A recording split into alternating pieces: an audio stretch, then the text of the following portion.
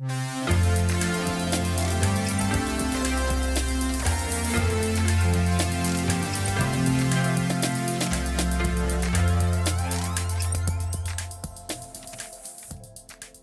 friends, and welcome to the Weekly Witness Legislative Wrap-Up Series. Weekly Witness is Texas Impact's weekly podcast designed to help mainstream Texans of faith understand the legislative process and to help you engage with the Texas legislature. This series will help you understand what happened during the 88th Texas legislature and to help Texans of faith prepare for what comes next. My name is Scott Atnip, your host and Texas Impact's Director of Public Witness, and we are excited to bring a great group of guests to this wrap-up series where we'll have elected representatives, leading advocates, and experts break down what happened and what Texans of faith can do during the interim. And today, we're changing it up a little bit by welcoming Texas Impact's Advocacy Director, Josh Houston, to the program. My public school kids are about to start getting ready for school, and my daughter even started summer band practice this week. So I'm grateful to be in the air-conditioned studio and not out marching in the 100-degree heat. But I'm less grateful about the way the Texas legislature has handled public education in Texas so far this year. So we're going to welcome Josh to talk about public education here in Texas, and specifically about the implementation of the school chaplain bill that will impact every one of your communities. Josh will talk about the multiple layers of public school conversations that are taking place in Texas, starting with the vote every school district in Texas will have to take soon. I hope you'll listen and share this episode, and then I hope you'll go to sign up to be a public school defender by going to texasimpact.org in the Action Center. So with that, we're glad you're with us, and I hope you enjoyed this week's conversation with Josh Houston.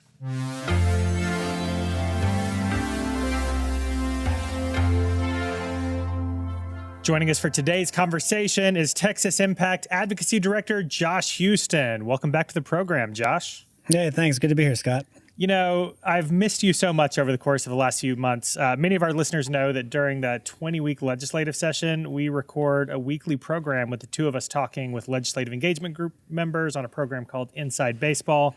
But we haven't recorded together since May. I feel like there are a lot of things we need to catch up on, but we'll save that for another day. I guess I'll ask you, have you caught up on rest since Sine Die? A bit. I wouldn't say that I'm fully recovered. It takes me a little while to recover from those special sessions. I mean, from just sessions in general. And this one was extra special in the sense of it was extra terrible. So it's taken me a little longer than normal to finally get back to feeling normal again. But, a lot of folks are kind of glad to be out of that building, staff level, lobby level, legislators too. So, well, I'd continue to get that rest now because I understand it's going to be a busy few months with potential for a special session and then election season. So the time is coming where folks are going to really need to gear back up here soon. And we're going to talk about some of that today. But one of the things that we want to talk about today in the middle of this legislative wrap-up series is public education. And we're going to be talking more about public education over the course of the next few weeks. But one of the issues that people paid a lot of attention to in our membership was the school chaplain bill. So first, talk to us about what actually passed related to school chaplains. And I'll put my air quotes around chaplains. Yeah, well, we should probably back up even further to really talk about public ed, because if it was a report card, then it would have a big I on it for incomplete. Really, the work of the legislature has been incomplete. You can kind of put it into two categories. There's the culture war issues, and then there are fiscal things that make things better for public schools. And all the things that involve money that would make public schools better appear to be in a hostage situation over the school voucher issue. The House is still very much opposed to school vouchers, although they are under immense pressure. We'll talk about that probably again here at the end. But I wanted to kind of tee it up here at the beginning because we're going to come back to it. The Senate, by contrast, just won't pass anything like involving public school money for public schools, like teacher pay or increasing the basic allotment. Any bill that's a House bill that gets sent over to the Senate, gets a voucher thing tacked onto it. It's just a clear signal. Now, I should say that the Senate, if you ask them, will tell you a different story. But, but watch what they do, not what they say, which is anything that, gets sent over to the Senate has a voucher stuck onto it or in some way has a poison pill or they just don't move it or won't hear it or won't pass it. So there really appears to be a standoff on anything that would benefit public schools without the issue of vouchers. And so we will come back to that in October here at the end. Let's go on to the culture war stuff, though, because that's the stuff that did pass. Curriculum, new curriculum fights, library fights, those things, of course, passed. Those are often in a bucket, you could just say, things of omission, things that thou shalt not talk about in school. Chaplains, kind of by contrast, are just in the full-blown indoctrination camp. And you're right, Scott. It's the one we cared about the most because it does affect religion. It affects our membership. It affects religious people because what is being pushed is a particular brand of Christianity that we are familiar with. It's being pushed with taxpayer dollars, and it's being pushed in public schools where our children are. And it's not, pejorative to say that. If you look at the proponents of this bill, if you look at their websites, or at least the old versions of it, they're cleaning them up a little bit, but they're... People of faith know chaplains. We have that in our faith traditions. And so for really important reasons, we care about, what we're calling chaplains. So why should people of faith specifically care about what comes out of this bill? Yeah, you're right, Scott. We do know chaplaincy. We know what they are. We know what real chaplain programs look like. We've been doing it for a very long time. There are people that have higher education degrees, Masters of Divinity in a lot of cases, and there's other equivalents that are out there. They're ordained by an actual faith community. They are trained in clinical pastoral education for the specific settings that they're going to be in. So it's training on top of the educational requirements. They have oversight from those ecclesiastical endorsers that send them. They are in specific settings where people cannot access religious services, like the military or a hospital or a prison. They are often doing this with adults, not children. They're doing it in pluralistic settings where their job is not to minister in their particular sectarian background. Their job is to facilitate the free exercise of whatever that person before them is, so that is very different. So by contrast, we know what chaplains are not. They're not something that you get online, a degree that I want to make a difference here. We're not talking about, institutions of higher education that are accredited that have online degrees. That's not what we're talking about. We're talking about things like defensive driving, where for X number of hours, you too will be a chaplain. It's like defensive driving meets online marriage ordination. That's not a chaplaincy program. That person is not qualified. That person has no proper oversight. And in this particular case, most importantly, we're talking about very impressionable school children of a certain age. Often your child or your grandchild who's being raised in your faith tradition, and now you're going to have to clean up a whole bunch of questions about religion when they come home from school with somebody else's religion. I mean, there are better standards for our prisoners in Texas than there are for school children in Texas.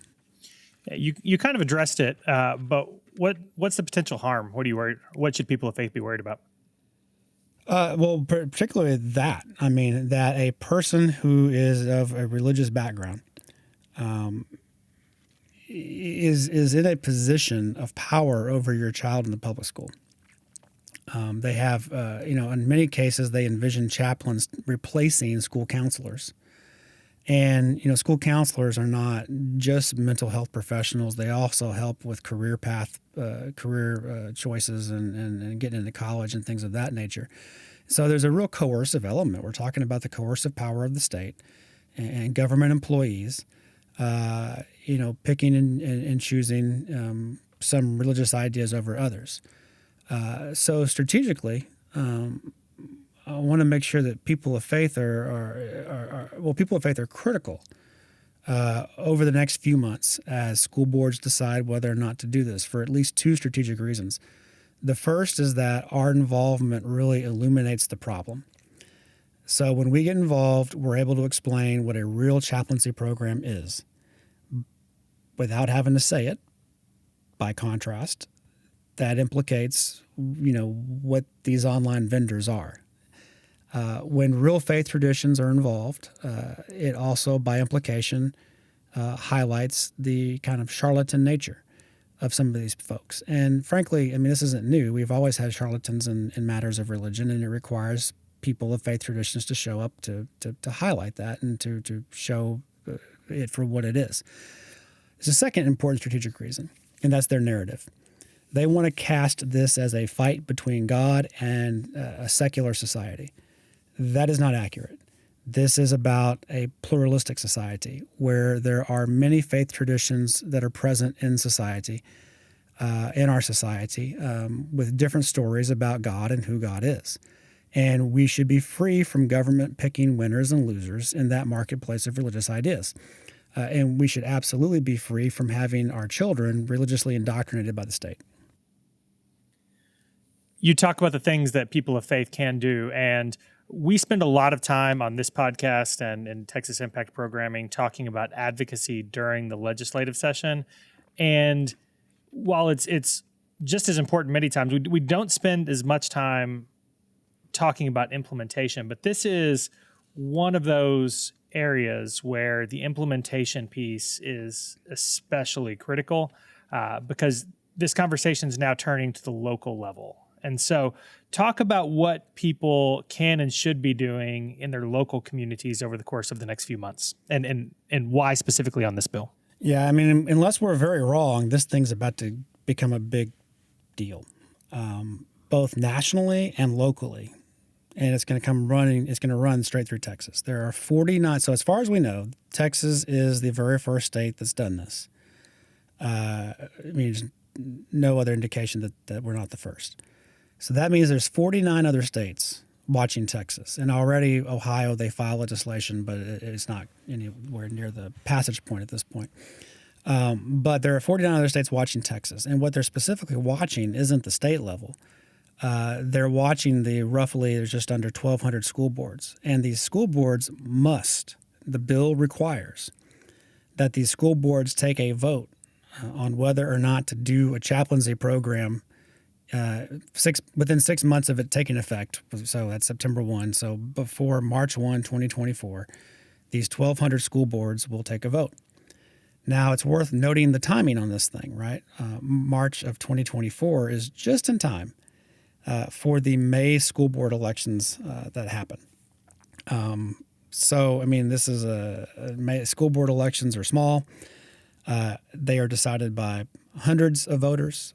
They often have campaign financing they almost always have campaign financing of under $20,000. That's a very low number for any sort of election. So that means that, anywhere where a lot of money gets pumped in to mobilize a certain kind of voter can be done and can be done in a hurry. So that is what these 49 other states will be watching is how does this play out in Texas over the next 10 months? Texas Impact is working with some national partners on this. The Baptist Joint Committee for Religious Liberty I've always been a good friend of the organization, so it's fun to get to do a joint project with them, and also the Interfaith Alliance as well. We'll be working on this, trying to help resource and equip you. But of course, this is really going to depend on you because we just said there's almost 1,200 school boards in Texas, and that is a giant number in a very big state. This is going to play out locally at a super local level. And these school board races, already folks are thinking twice about running for school board because they just get so local and so personal, and they want to be able to go to the grocery store with their kids without somebody screaming at them for some decision the school board made because these school board fights are just happening all over the United States, but it is happening in a very personal and very local way, especially the smaller the town is. To be clear, everybody who is listening to this program in the state of Texas is going to have a local conversation about this in the next 8 or 9 months, right? This is something everyone should be paying attention to. And we, as a statewide organization, can't know what is happening in every local community, but we do have resources for people who are interested in doing this kind of work. right? That's right. I mean, that's part of why we've launched this joint project with the Baptist Joint Committee and with the Interfaith Alliance. One of our big parts of it that's specific to Texas Impact, I mean, the local organizing is underway, right? We have started a thing called Public School Defenders. Scott, I know we've probably promoted teams on this thing, on this podcast before. Lots of times. This is one of our new teams, specific for public education. It really has, it's going to be doing 3 issue areas and in 2 different levels of government. So let's go through that. 3 big things. We're going to have the chaplain fight. We're going to have immediately, September 1, right? That's by the time you're hearing this, it could be September 1 almost. I mean, it's here we are in early August, but it's going to move very quickly. And then we're going to have the voucher fight, which is thing number 2, issue area number 2. That'll be as soon as October, maybe the end of September. Only the governor knows for sure, but that is what everybody suspects. And then we have kind of a third issue that we need to keep an eye on, charters. And the reason we bring up charters is because it is intimately related to vouchers. So charters and kind of all things public school funding. So you'll note that those 3 things, chaplains, vouchers, and charters, it applies to everybody in Texas. But the same way that we have 2 hands and some of us are more dominant with one hand than the other, depending on where you live geographically, may depend on which one of these things is taking the utmost of importance. Chaplains is a culture war thing. The culture war is largely playing out in suburbia. Vouchers would decimate, both urban but especially rural communities. And so vouchers is really going to play out in rural Texas. We throw charters in there because it's not just a Republican fight over the future of public education in Texas. This is truly an issue that is cutting across party lines and affecting factions in both parties. You have pro-public education Republicans and then those voucher Republicans. You don't really have voucher Democrats, but you sometimes do, where you have certain Democrats who are soft on vouchers or have kind of given up on the idea that Texas will ever equitably fund inner city schools. They can be pro-charter, or they can there's different ways to get their vote. And so just because you live in an urban area with a Democratic state rep, you cannot take this one and sit this one out. Because there is factions within the Democratic Party as well over how much to resist school vouchers. So for a lot of South Texas, there's a heavy influence by one particular dominant religion that wants school vouchers that's pressuring South Texas members. Some of the inner city areas of the state and San Antonio, Houston specifically, but have some members of their delegations that are kind of soft on the voucher idea. So it's going to take everybody. There's about 40 priority important districts right now. And if you want to know what those are, then you'll have to join Public School Defenders.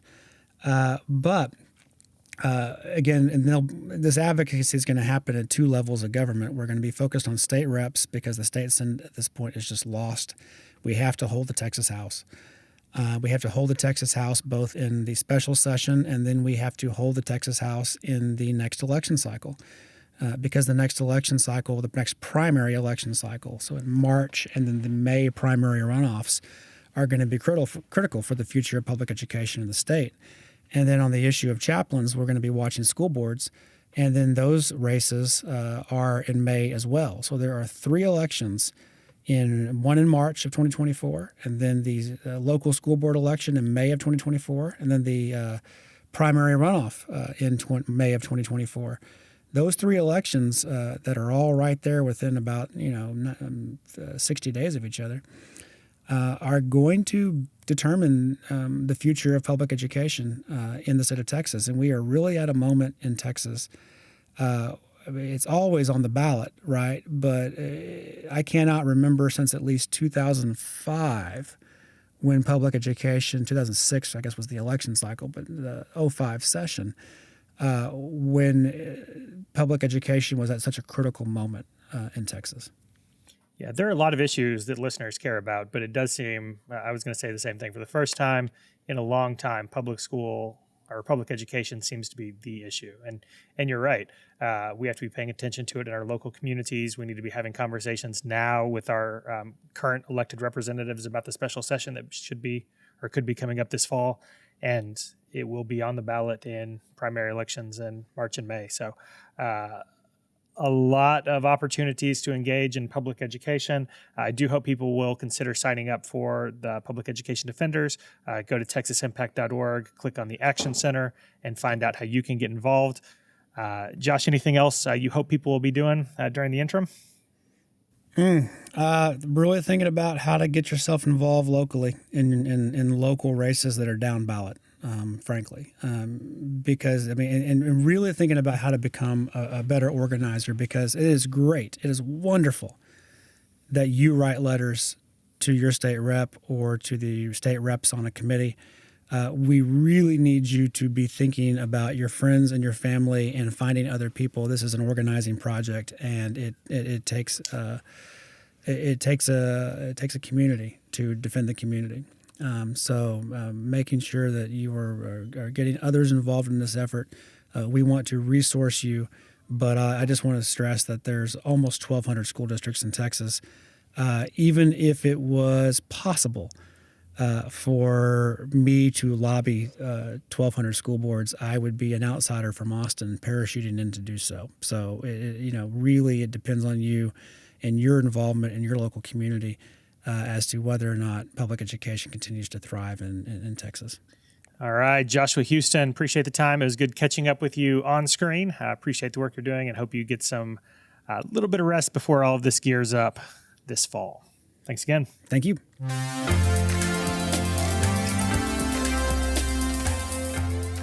Thanks for tuning in, and I want to once again thank Josh for the conversation and thank you for tuning in. As I said in the open, this episode is part of Texas Impact's Legislative Wrap-Up series. Be sure that you're subscribed and go ahead and share the content with a friend or your place of worship to help them stay informed about what just happened in the 88th and what happens next.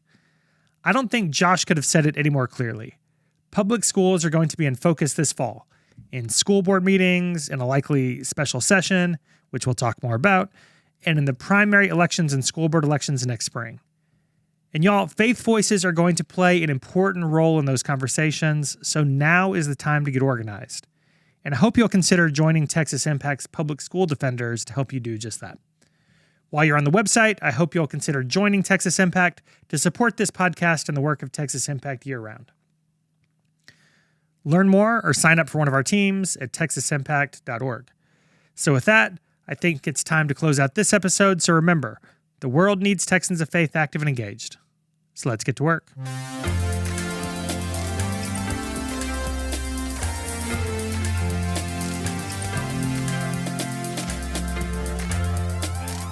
Weekly Witness is hosted by Scott Atnet, engineered and produced by David Fasalo. Our executive producer is B. Moorhead. The opinions expressed on Weekly Witness are those of Texas Impact and our guests, and do not necessarily reflect the views of our sponsors.